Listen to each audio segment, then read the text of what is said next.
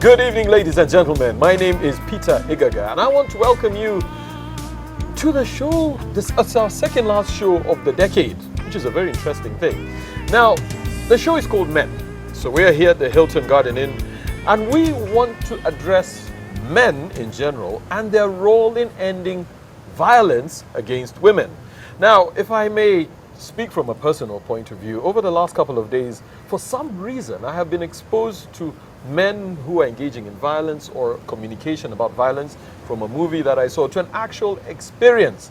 So we want to end this. How do we do it? I think it's very important for us to first of all understand where the problem is coming from. So tonight with us from ACFOD, we have the Executive Director, Regina, who's sandwiched by, what do you call it, three men. I don't know how you're going to manage, but... I will manage, don't worry. Yeah, you can handle. I'll handle. Yes. And we have Richard also from there as a board representative. So welcome to the show. Now, I'll start with you, Regina. Good to have you here. Thank you. There's been so much talk about violence. Men know it's wrong. I'll give you a simple example. I was at a certain restaurant, and there was a gentleman, I would call him a gentleman because he didn't do a gentleman thing, who walks in with a lady, wants to buy food. The lady all of a sudden is not comfortable.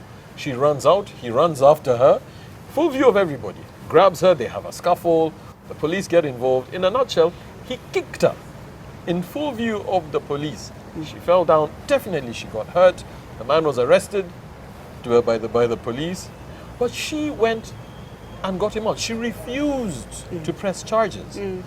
Now, I'm trying to understand, isn't that, can we then say there are a lot of women who are encouraging men to be violent against them? First of all, that was very unfortunate. And there are so many women across the world and in Uganda that have experienced different forms of violence. And the violence stems from different issues. Of course, that was one of the instances, and you don't know why. He even beat her up, for example. But you have had women who have been beaten just because, for simple things, they have either cooked food and it gets burnt. They have been beaten because they have failed to even wash the man's shirt or trouser, and not that she refused, but because there was no soap, he comes and asks and beats her. And what does that mean? It means that there are so many expectations that society places on women and men, and therefore the men actually think sometimes it is their right to punish, to discipline the women. That's what they think. And what has that resulted to, or where has it come from? It's because of how they have been brought up.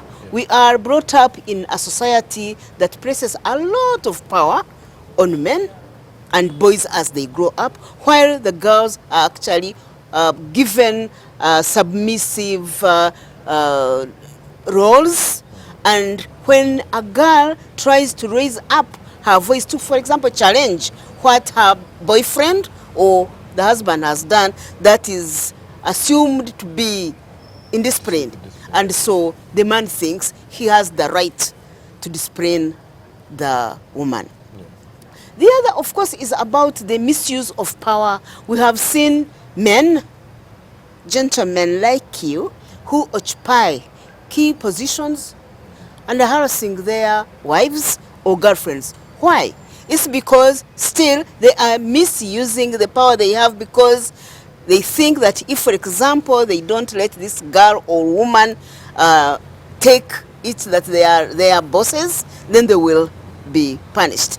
So there are so many reasons as to why really women are being violated. It's about culture, it's about the upbringing, it's about society, it's also about ignorance. By the way, it has also been said... From the women's side or the men's side? Of the men's side.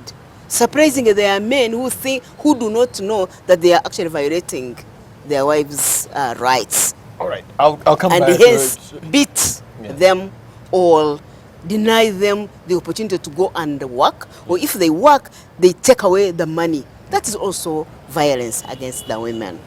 Okay, I agree 100%. And, Yeah. and Richard, I would like to hear from a man's perspective. Yes. Okay. Can you blame the women for that? Because you have a choice. This man is your husband, he's beating you, he's taking your money. Why are you staying with him? In 2006, I did a study. I participated in a study in Kamucha here.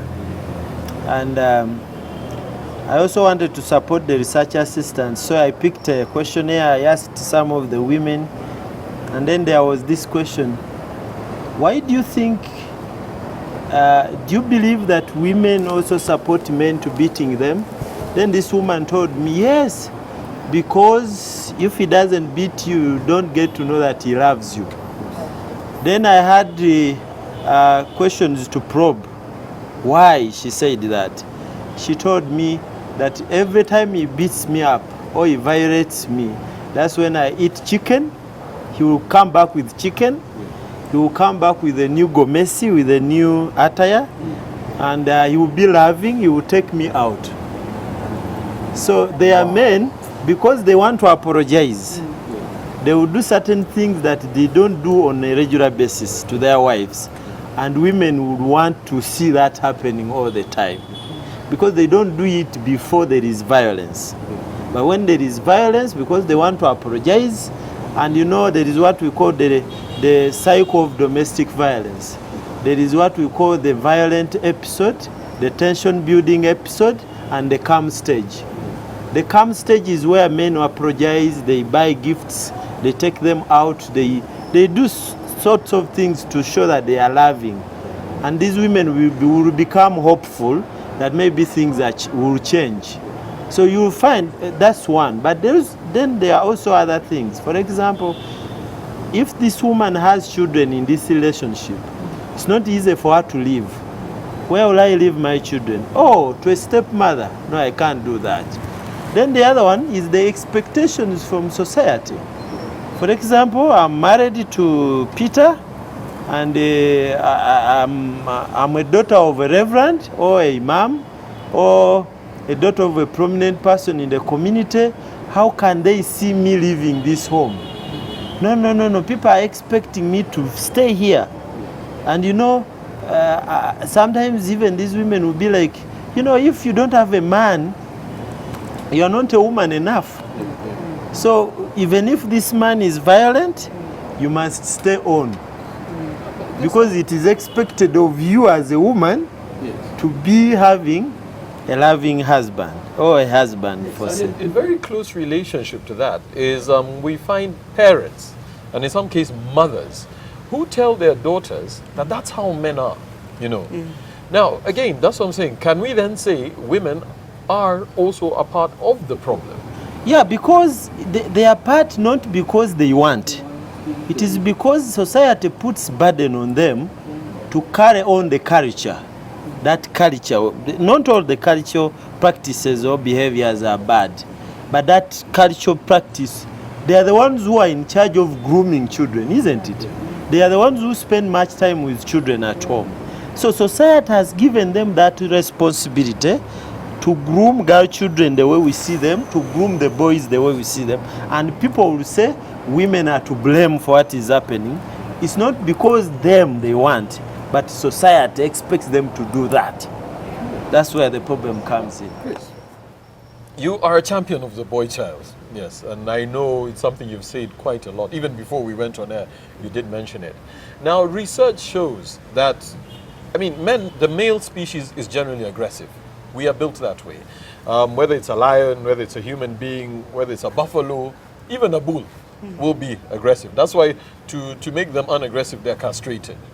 Now, with all this testosterone flying around, research shows that boys and men who are engaged in extracurricular activities are actually less likely to beat their wives, because the aggression and testosterone, either they're playing football or they're doing something, it's being spent out there, yeah. But can I then use that as an excuse and say, because I'm so pumped with testosterone, you can't blame me for what happens, for what I do to my wife? Well, you've asked me a very pregnant question, and And because of that, I have a number of views about it.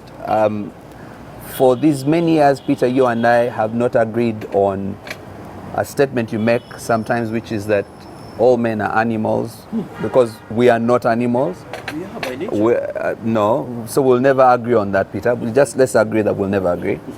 I think that human beings are different from animals. We think, we have a conscience, we process things. Animals do things by instinct. Human beings have a will. That's one of the things that totally differentiates us from animals. All right? And so because of that, while the biology is functioning and the physiological factors may be in play, they do not control the decisions that men should make. We have more power over what we do, whether there's tension that's built up or not. But I will piggyback on that, and this is the other side of the coin of the question you've asked, which is, when the Bible recommends certain things, people look at the Bible and it's like some book, scripture, God up there, let's live our lives, but we get it wrong. So you see, in marriage, for example, the Bible says that the woman's body does not belong to her, it belongs to the man. But also the man's body does not belong to him, it belongs to the woman. Right? So there's this environment where your body is the other's. And it says very clearly, do not deny each other sex. You'll be wondering, gender-based violence, we're talking sex? Yes. Do not deny each other sex, right? Unless you're fasting. Yeah? And fasting, yes, deals with the energy. The energy is low, so you need to focus on God for a while. But what happens is that for most men, if the bedroom is doing very well, yes, you find that they are more tender and kinder to their wives. And when that bedroom is suffering, there is an increase in aggression in the way they talk, in the way they behave. And so my colleagues who are from the development world may not have researched these things. Or maybe you've not done a paper on that. I don't know what you know. But here's what I find. When there is love within a relationship, some things go away automatically. Right? Yeah. They just go away. I mean, if you love your wife, unless you're a sadist, you can't be beating her to express love. Love is patient, it's kind, it's not puffed up, it doesn't keep a record of wrong, it bears all things. So the way love works is that it puts up with so much because it exists, right? So I think that especially within the marriage scenarios, whether you find a scenario where men are absolutely in control based on what society has conditioned, or even systemically, because there are some places like, if you go to Saudi Arabia and some of these countries, women have no voice. In fact, if a woman is found walking alone without her father or brother, it's a problem. Yeah. Right? You find a woman gives birth to a boy, and the boy child has more power than his mother. A boy can literally punish his mother. It's like, what craziness. But guess what?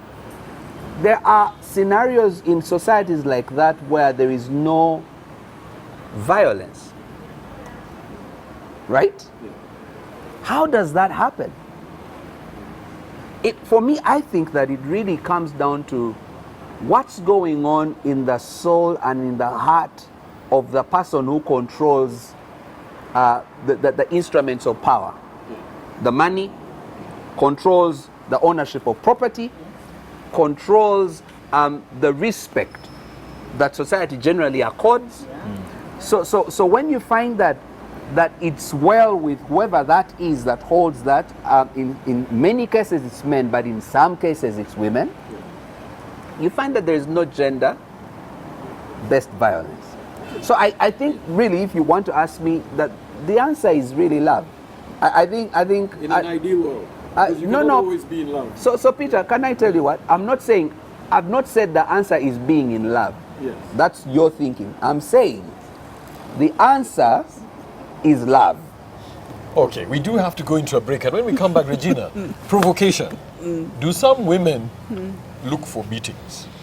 Don't answer that. We'll be right back after the break. We're here at the Hilton Garden Inn talking about how men can get involved in ending violence against women.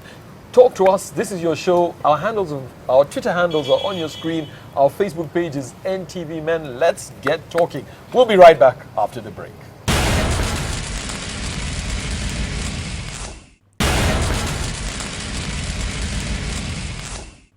Welcome back from the break. If you've just joined us, we're here at the Hilton Garden Inn talking about how men can get involved in ending violence.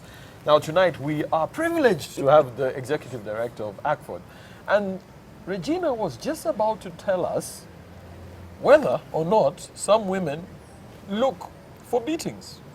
Because some men say she just kept on provoking me. And if I may quote the Bible, a nagging wife is like, what on a rainy day? A dripping roof on a rainy day. Yes. Of course, I don't think that is right. A provoking wife does not deserve a beating. As a human being, there are certain things that one is not happy with. And so if I question, for example, where you have been, if I question why you have not provided, if I question why things are not going right, some men will take that to be nagging. And the reason is that actually, socially, men have been brought up to not to expect women to question. A woman who questions is indisciplined. And so if you are indisciplined, the solution is harassment or beating. And of course, the man will actually think you provoked him. But there are also men and women who have had their own issues, differences. I mean, we are human beings and we have priorities, we have preferences, and therefore, if they don't match, you are bound to have conflict. In any relationship, you will never find where there is no disagreement. You never find where there is no conflict. But how do you handle it? Yes. How you handle the conflict, how you handle the differences is what is important. It's not the spanking, it's not the beating, but is it possible for you to sit on that table, discuss, and resolve the issue? Yeah. Okay. Richard, provocation. Does every man have a limit between, after which now? Yeah, by the way, as Chris was deliberating and Regina, I remembered that maybe we didn't help our audience to understand the four forms of GBV, or violence against women. We have forms in terms of physical, that will hurt the body, or the violence that can be seen. Then we have emotional violence, we have sexual violence, and economic violence. So I don't want us to dwell so much on beating, because that's an example of physical. But there is a lot that happens in relationships in four forms. There is a relationship you will find that this woman is going through a lot. She's going through the four forms. She's being name called. You are a pig, you are a dog, you are nothing, you are very stupid. That's emotion. Threats all the time, that's emotion. Then denial of necessities, failure to provide, abandonment, that's economic. Then we have sexual, whereby we have coercive sex, which emanates into rape most of the time, marital rape, and people don't want us to talk about that. They think that it's impossible to have marital rape. Then we have physical, which we always see, and many times when people don't see physical violence, they think things are okay with this couple. If they don't hear a woman shouting, crying, they think things are okay. But most times, women or men go through a lot of emotional violence in relationships. So, to respond to your question, whether women provoke men, I will totally go back to what Regina has said. It's not about provoking, it's about questioning the behavior. But in our society, as I told you, our society is a patriarchal one. It's a masculine society. That I am raised as a man, as a boy, not to be questioned. That's why in our informal discussion before the show, Chris was talking about grooming men to become leaders, and I totally agreed with him. That's why we find even men who become leaders in these political spaces, they become so violent to the ones who voted them because they were not groomed to lead. They came up, they became leaders, but they came from this society which is patriarchal, which is masculine and feminine. It promotes men's superiority and women's subordination. So for a woman, you are supposed to submit. You hear people quoting a Bible in Ephesians where it talks about a woman being submissive to her husband. Then they don't read the part for the men, which says, men, you should be loving as Jesus loved his church. To the point of death. To the point of death. So men, we are supposed to love our wives to that level, how Jesus loved the church. So women don't provoke, they just question, but because in society they are not supposed, it is taken to be provoking. Chris, just before you come in, you're very strong about especially roles. Sometimes it's not even about economics. The man is earning less than the woman, which happens in a lot of cases, even in the rural setting. The woman is the one who's making the money, and that brings a problem because some people have said the moment the woman started making money, then she became a nuisance. That there can only be one head in the home. Yeah. So could that be also one of the challenges? The fact that there's no clear head in the home. No, Peter, the more I have these conversations, is the more I think that I need to start an NGO. Yes. A briefcase one? No, a real one. Like at the level of Akford, global. And focus on the boy child. We welcome you. And find the dollars for the boy child because the dollars seem to be for the girl It's child. not about money. We have had girl money beating this thing. But the reason why I'm saying that is this, is that when you think about men, and I may sound like I'm not answering your question, but do allow me a bit. When you think about men, I think about three things.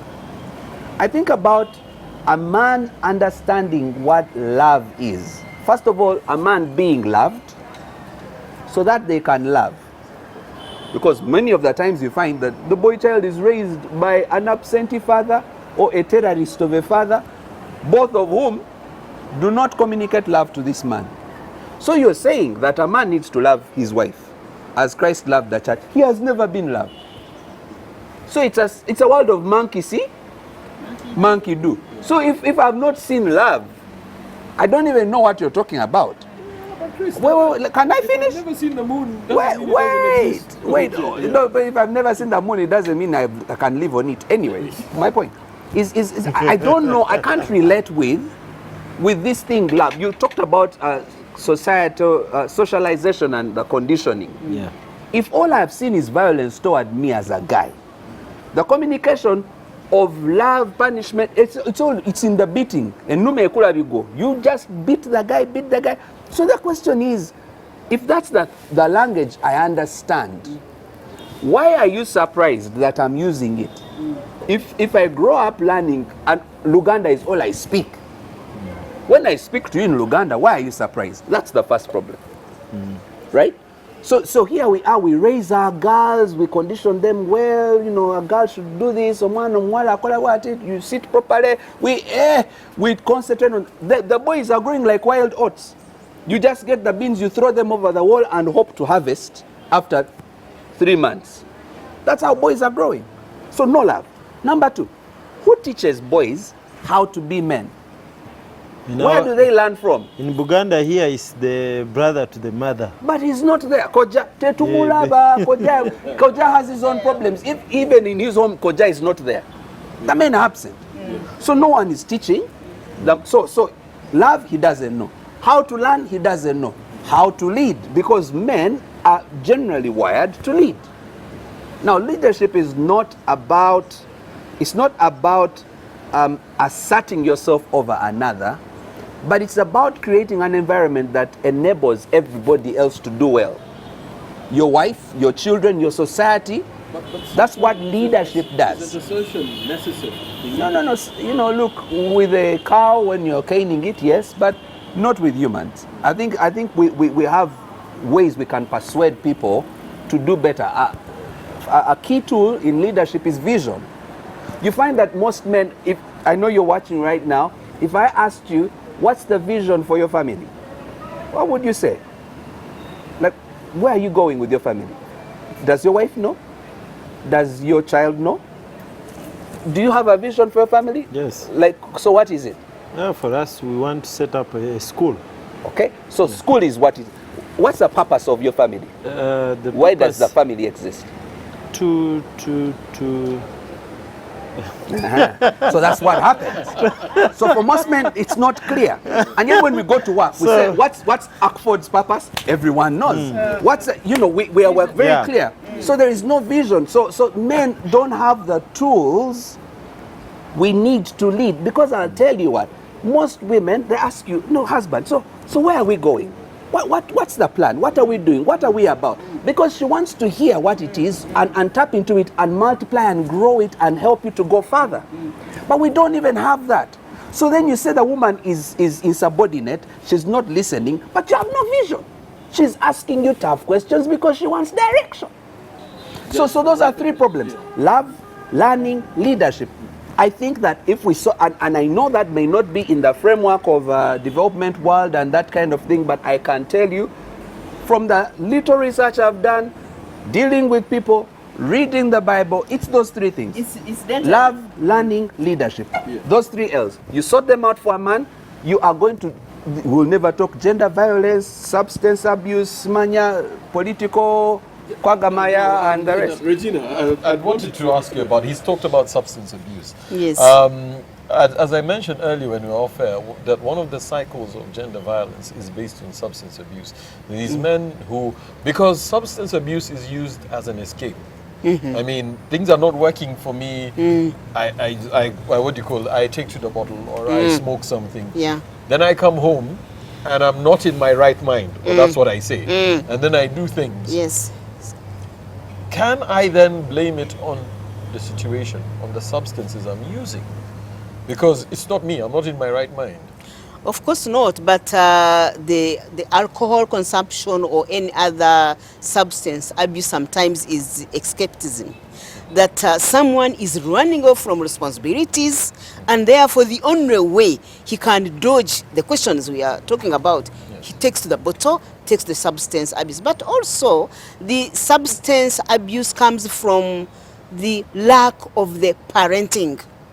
That sometimes this child grows up when he or she is not getting the proper parenting, and therefore the other skills he learns from either the maid, learns from the other neighbors, or learns from other fellow youth, and therefore the drug abuse or the substance taking is for me an excuse for running away from responsibilities. But it's also being said that one of the contributing factors to violence or gender-based violence is substance abuse, because when you take it, your mind, your brain is tampered with. You do not think straight. Yeah. You start actually seeing a goat and call it a girl. Before people know it, you are climbing it. But I think in such a case, the person wanted to climb a goat. Not really. He No. used it as an excuse. The substance as an excuse. But the substance abuse, of course, is to do with the upbringing and the parenting we are talking about. Because if you are an absentee mother, if you are an absentee father, what do you expect? Your child will pick habits that you wouldn't love to know, you wouldn't love to see.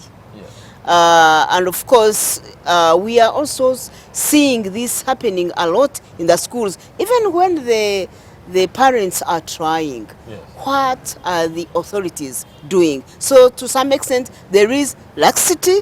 And then, of course, when that happens, the child and the man who grows up taking the drugs or the alcohol will actually think that's the right thing to do. And what is also disheartening is that the women sometimes sponsor I was out getting of to terror. that. Yes, sometimes I know Yes. of cases where some Yes, women out of terror. do sponsor their husbands, give them money to go and drink. It is and not yet- even sponsoring, it is coercion.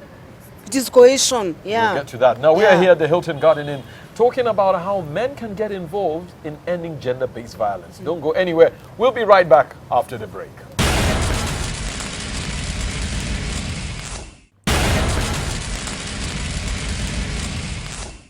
Welcome back from the break. We're in the last section of our show where we are talking about men ending gender-based violence. Now, today we are lucky to have a good and energetic team from ACTFOD, that's Action for Development. And we are here talking about women who sponsor terror. Okay. I didn't say sponsor terror. In the family space. Allow me to jump in on that substance abuse question. Yes. You see, in Proverbs 31, that proverb is written by a king called Lemuel. And it says it's a proverb of King Lemuel, which his mother taught him. So here is a mother teaching a prince who's going to become a king about a few key things. And he says, my son, do not give yourself to two things that destroy kings. And she talked about women, yeah, and alcohol. Don't give yourself to women in ads.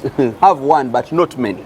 It destroys men. Second thing is substance. And it says, give that alcohol or that stuff to men who have problems, that they may drown, that they may temporarily forget their problems. So the thing about substance abuse is that when someone is drowned in issues, they need some temporal relief. So they take this thing and then they're feeling aire for a bit, and for that moment there are no problems until the substance wears off and then the world hits them. What I see for me is that there are two types of men. If I were to think in a dichotomy, and this is very rough and dirty, but if I were to think in a dichotomy, there are two types of men. There are problem-driven men and there are productive men. Two P's: problems and productivity. A man who is thinking, what value can I add to society? How can I be productive? What more can I do? I'm thinking creatively, how can I make more money? What value can I bring to society? A productive man is not going to be very much engaged in some of these debased ways of behavior. You alluded to it in terms of sports and physical, but it's not just the physical. It's about, if you're engaged in productive stuff, where do you find the time to beat your wife as a drum? Right? Because you are busy adding value to her, to the family, to society, to your extended family, to the world. A problem-based man is a time bomb waiting to go off. As in, you know how a child comes and says, "Kurika, daddy," they kneel down, they greet you if they're the kneeling type. And say, "Daddy, tewali nyanya." Wait, do you think money grows on me? Like, the kid just asked for tomatoes because sauce has to be made. But what is this man? He has problems. He's sitting on problems. So you tap a little bit and then there is an eruption. Right? And so one of the things we need to evaluate, because when God created us, he said, be productive, multiply, fill the earth, right? So the thing about productivity is I think men need to get to, it's one of the things I think that is very clear, at least for me, from the lens, from God's perspective, from the biblical perspective. You're going to find when a man is out there hitting all his targets and he's up, I mean, rarely will you find that he's frustrated and he's beating his wife. Chris is presenting a point, but I want to challenge him and say studies have shown otherwise. Because we've seen men who are so productive in their society, but they are violent to their families. Studies have shown that it's about power. Yes. And these other things are key drivers. Yeah. Substance abuse is a key driver. Things to do with unemployment, lack of jobs is a key driver. These are drivers. For example, you have a car and when you put fuel, then it can run. But this car is the power. Yeah, when a man misuses his power, is a kind of man who misuses his power, then he puts in a substance, then it becomes worse. So that's why most times people think violence happens among the poor. They think it is only in Kamocha and they don't think it's not in Kololo. Because in Kololo, the homes are gated, they are in fences, and this woman will come out of the fence while not driving a Prado in her tears, but tears you can't see. But in Kamocha where I'm born from, even the houses which you rent, the wall that separates one home to another are not filled up to the ceiling. Everyone can hear. Can even hear each other. So that's why people think maybe poverty. That's why maybe people think it's poverty. That's a cause. Because you see it a lot in poor communities. Can I ask but him a it's question? a key driver. It's a key driver. And I want to say that it's not, being productive does not necessarily mean you are not going to be violent. It's about, I will continue emphasizing, it's about the socialization. Because this concept of socialization, you are socialized by your immediate family, by the extended family, by the neighbors, by the colleges, the schools where you go, the churches where you go, the mosque, the university where you go, the media like NTV and many other. But then you perceive and you judge. So what I perceive from the socialization, I will judge it, and it will be the outcome. It will be my behavior because I have judged it so. Peter, may I? Yeah. So you know that I agree with you because I talked about three things: love, learn, lead. Yes. How you learn, yes, of course, affects that.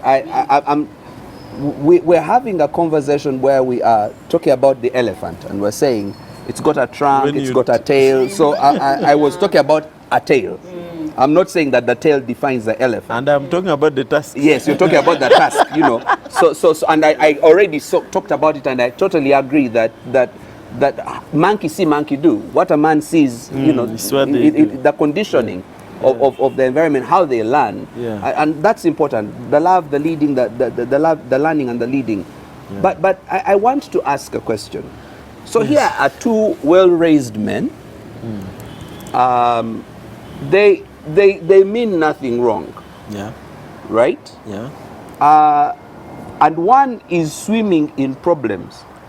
He has not paid the landlord for 6 months. They're about to throw them out. The car had to be taken because the loan shark took it. He was walking, you know, it's been raining a lot these days. Walking to the taxi, water splashed on his clothes. It's like problem after problem. It's like problems went, they had a meeting and they came and visited the home and have permanently taken residence. Versus a man who has their wherewithal and is productive, is respected, and feels like they're a contributor in their home, a contributor in society, and they're raised in the same way. Who of those two is more likely, given the fact that yes, they are loving, yes, there is a all this stuff. Let me given that one has a heap of problems, Yes. and one has little or none, Yes. who is more likely, whether rich or poor? Because I didn't talk about rich, by the way. You brought it up. I didn't. But rich or poor, problem, productivity. Yes. And this is about problem focus versus productivity focus. Who is more likely to get violent? I'll say the one who's more likely to get violent is the one who has been raised not to handle their problems. Now you see, we've been talking about escapes, okay, and, Yes. and reasons why people do these things. There are also very many men who have gone through issues. I being one of them. I have been flat broke, and I'm not shy to say it. Like literally had nowhere to sleep, okay. But that has never prompted me to beat up anybody. Okay, you see, it also determines on the way you are raised, and I agree with Richard on that. Are you I see a lot of focus comes down back to us as men. How are we raising our boys? Are we raising them to handle tough times? Because tough times will come. They will. It doesn't They matter will, how well. yeah. They will. Do you see They that- will. do you see that you agree with me? Yes, but I cannot be able to beat up my wife and claim its own problems, because different people have different problems. Peter, Yeah. the word I used actually, Yeah. the phraseology I used is this: problem focused. Yes. It's the thing of, we all get, say, bad news, right? How we respond is different. We all get news. How we respond determines whether it's bad news or news you can deal Okay, with. okay, Chris. You know, our brains are made up of two parts. There is a cautious and a subconscious. And I have a saying that garbage in, garbage out. So I will continue emphasizing that this man with the hip hop problems and this man who is productive, who of the two, I'm responding to your question, who of the two is most likely to use violence? I will say the one with the hip hop problems. As long as this person was socialized in an environment, like Peter is saying, in an environment that emphasizes that you must use violence to solve your problems. Yeah? Because let me tell you, a home where there is a man and a woman and they sit together on the table, they jointly discuss, they jointly plan, whether they have problems or not, they will manage without violence. Yes, they I, will. I totally agree. We have reached that point where we do have to wrap up the show, unfortunately. So, ladies first. Yes. Okay, I want Yes. to ask you, Regina, as Akford, what are you doing to encourage men to end gender-based violence? In our programs, we have focus on men as strategic allies, work with young boys in schools for them to understand and appreciate women and girls' rights and be able to talk and report in the case they observe or hear there is violence. But we also identify men in society like the religious, clan and other duty bearers like the police, whom we work with by raising their awareness about the rights of women, by also giving them the tools to use and to encourage them to report and become champions of women's rights, in other words, preventing gender-based violence. But we also do advocacy. For example, we look at the policies and the laws that have been passed, and what we do is to make sure that we engage with the policy makers and other legislators to challenge them, for example, to make sure that the budgets and the plans have provisions for addressing gender-based violence. But also, most importantly, we encourage men to speak out, because if you don't speak out, if you observe violence, you are likely experience or observe violence, you are likely to be more violent. And so as an organization, that's what we do. And of course, we encourage men to support women, that when a woman comes to report, if you are a police officer, please receive that woman, listen to her, and make sure that you record and take the necessary steps. But what is also most important is that keep the confidentiality, because that is very, very important. Reduce stigma, because if you stigmatize these women, they won't report again. But also fulfill your roles and responsibilities if you are a duty bearer. Okay. Yeah. Great stuff. Richard, your parting shot about what men can do to end GBV. I'm calling upon men who are watching this show that stop pretending. If there are problems in your home, stop pretending. And you know, Peter, very many men and women, couples are pretenders. They have issues in their homes, but they keep silent about it. Sometimes they accept the situation and they live on, but which situation is not good for their health and for their development. So I encourage men and women out there, especially men, to reach out for support and to always be there to be supported. Yeah. What's your parting shot? Well, I would say it in two parts. Men, we deal with so much pressure. It's tough being a man already as it is. The responsibility, the leadership, the provision and stuff like that, it's real. The pressure is really big. But one of the things I would say to you as a man is don't allow the problems to rule or guide how you behave. Lead the problems. You are bigger than your problems. So if you allow the problems to trigger your behavior, you're most probably going to end up being a violent man.